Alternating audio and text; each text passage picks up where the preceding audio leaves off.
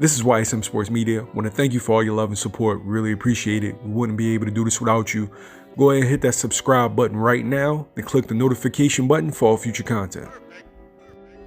With manager and trainer Lando Rosa. What's good? Hello, my brother. Hi. Pivot Boxing Academy tonight. Oh yeah, Pivot Boxing Academy, man. How's it feel to be back open? Well, man, you know, it's a great feeling, man. You know, when all you know is boxing, when all you do is boxing, and it's, you know, taken from you, you just don't know how to react, man. We're glad to be here. We never stop working. We're just gonna continue to work with this pandemic. Okay. How long were you out? Technically, we were only out for about a month. We continue to train. You know, we just were not open for the public, but my professional fighters trained through the whole pandemic. How are you going to make adjustments, being that the climate of boxing is like now completely different, a whole lot of rules? Well, I mean, the first thing we need to do is we need to see what the new ruling is going to be. You know, how is it really going to change? You know, we already have the no crowd situation. Lots of states, most states don't have boxing right now. I guess, you know, fighters by nature, good fighters by nature adjust. We have to do what we have to do to continue to grind, continue to keep our guys active, and continue to have our guys to pile up the wins and make some money and be able to support their family. Now, as a manager, currently in the state of Pennsylvania, they won't be allowing crowds or events till what, February?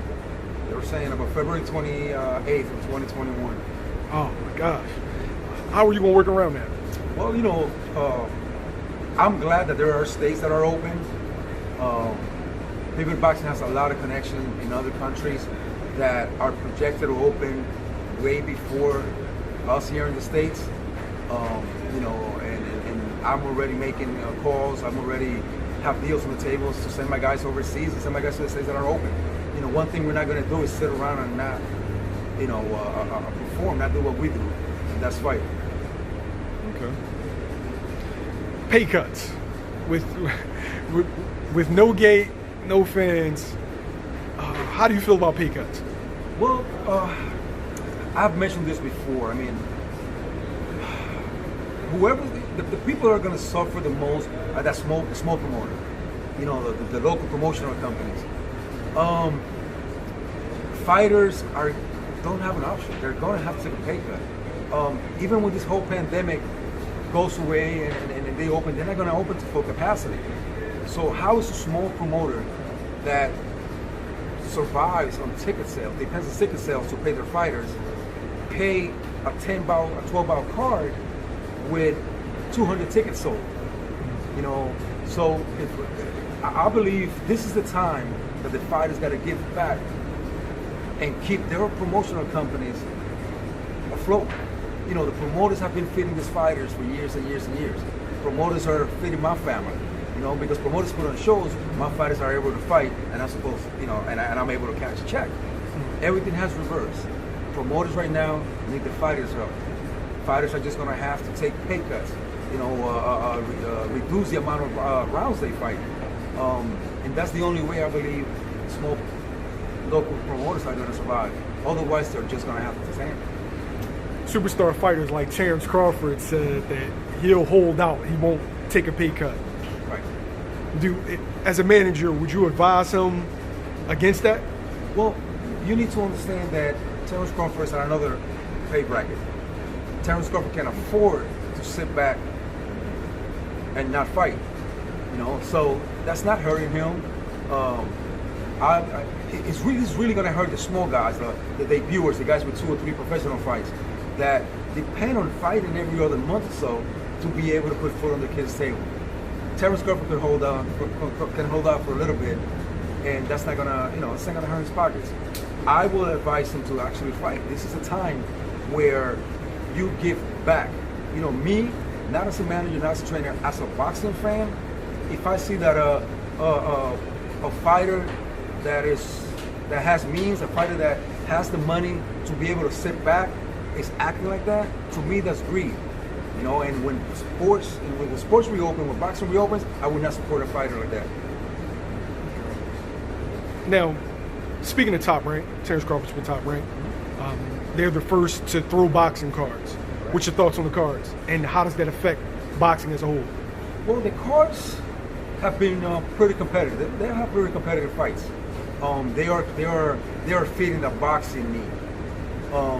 I am glad that Top Rank is putting their money out and giving fighters that are not signed to Top Rank a way to make money, because that's what's happening. They're matching guys with guys that are not signed to them, and these guys have a way of getting their family. I'm glad it's happening. I wish Golden Boy begins to put card as often as Top Rank. Again, these companies are money-making machines. Now it's their time to give back to the fans, and by putting competitive fights is how they do it, how they give back to the community. Now, how do you get one of your fighters on a Top Rank show now that it's kind of wide open? Okay, well, boxing is pretty much about connections. I have direct contacts not only with Top Rank but with other companies, and my phone rings.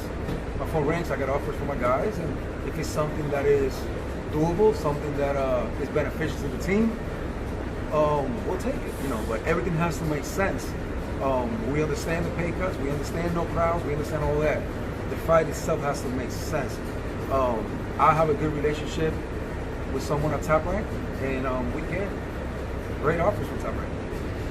One of your fighters that trained in the gym just fought in the Top Rank card. Looked pretty good.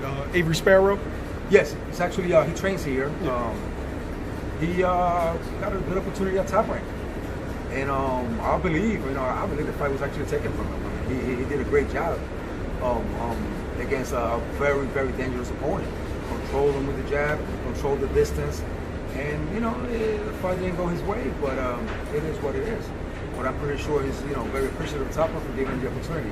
Hopefully, a lot of good things will come out of that fight. A lot of fans don't understand the business of boxing, right? Right.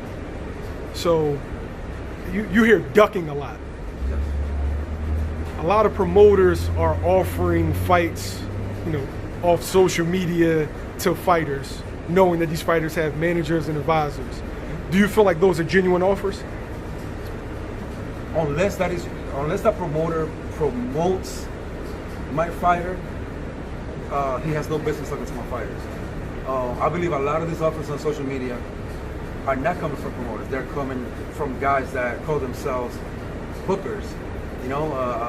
Me as a promoter, let's say, I put it out there, hey, listen, I'm looking for a heavyweight.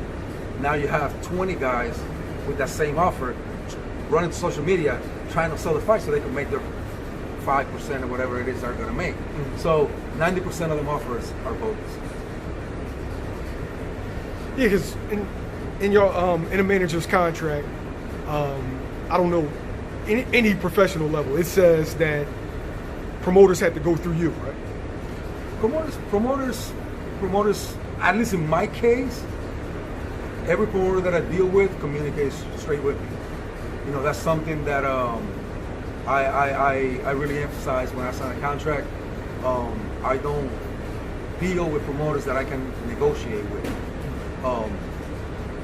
Over at Pure Boxing, we're a team. Everything gets ran through me. It gets trickled down to the trainers. If we have separate trainers, it gets trickled down to the fighter.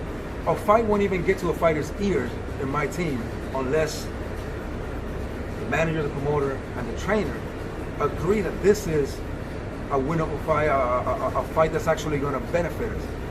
We don't feed our fighters' brain with, fights that are just bogus or just an idea. Something's got to be concrete on paper for us to bring it down to our fighters. Promoters, in my case, have to speak to me, and that's the way it is. I feel uncomfortable with anybody reaching out to my fighters. I haven't had that problem with anyone, so far. But again, we have a great line of communication over at Pure Boxing, and we just don't have the problem. Okay. Yeah, I noticed that's a trend. Promoter Eddie Hearn likes to offer through social media. Mm-hmm. Yeah, I mean, again, if an offer comes from Eddie Hearn, 9 out of 10, it's a legitimate offer. He's actually a promoter. What I'm trying to get at is that a lot of the guys that offer fights on social media, are just bookers. They're not promoters. Again, you know, me as a promoter, I put out a fight. Now you got 20 guys trying to race, trying to sell the fight, trying to find an opponent so they can make their percentage on the fight. That's all it is. So again, I don't talk to bookers. I talk straight to promoters or to matchmakers.